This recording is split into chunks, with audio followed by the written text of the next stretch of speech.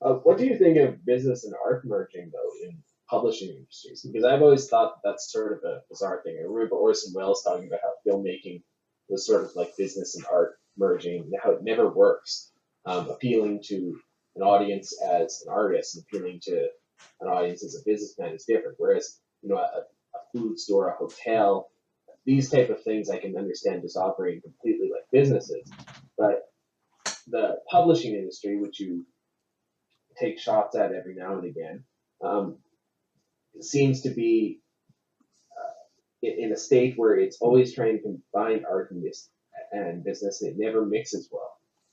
And it never will, because they're two separate domains. It's just like Yeah, medicine and business should not mix. And I'm sure. not saying that doctors shouldn't be well paid, but you don't need all of these people. The reason medical care here in the U.S. costs so much isn't because the doctors are paid more. It's because you have CEOs of these private insurance companies that can fly on jets. I mean, it's ridiculous. I mean, the overhead for insurance companies is ridiculous. And that's the thing and the same thing with drug companies, pharmaceutical companies. So there are certain things. The arts and medicine should not be held to the same standard. And same thing with schooling. People, oh, schools should be run like a business. Yeah, because capitalism works so fucking well. Let's run our schools like that.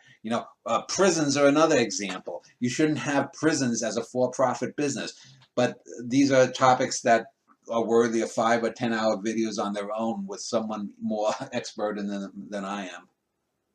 Do you remember though a past? Because my parents would always tell me about how they could get jobs straight out of school, and that made no incentive to actually get college, and they worked mostly in trades, Yeah. hospitals, things like that.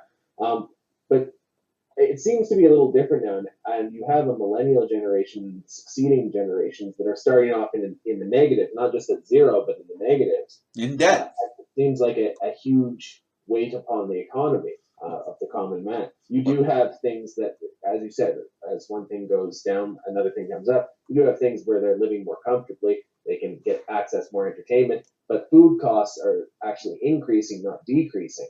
And many of the essentials that you need to live are becoming more impractical. And that's by design, because when you have this technology that frees people open, and I can talk with, like I recently did an interview with this teacher at a film school last week.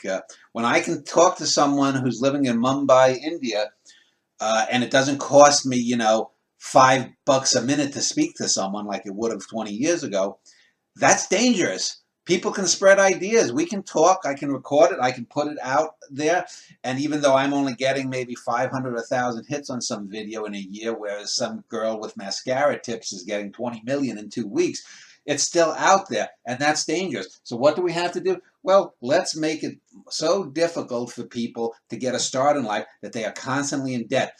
And if they have to work 40 or 50 or 60 hours a week, they're not going to have time to politically organize if they want.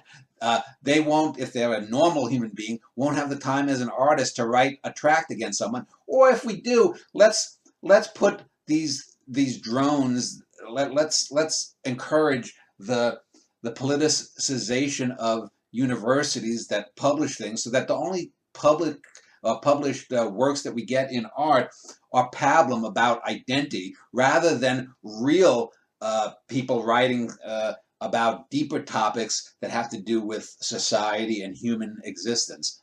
This is all not necessarily designed uh, in toto and down to the minuscule details, but it's the general drift of how these kinds of people want things to go. They want a society where people are so distracted by this other shit that they're not going to give a shit that the Donald Trumps and the Bill Gates and the Jeff Bezoses are a bunch of fucking assholes that in an earlier civilization would have been taken out and shot just on principle.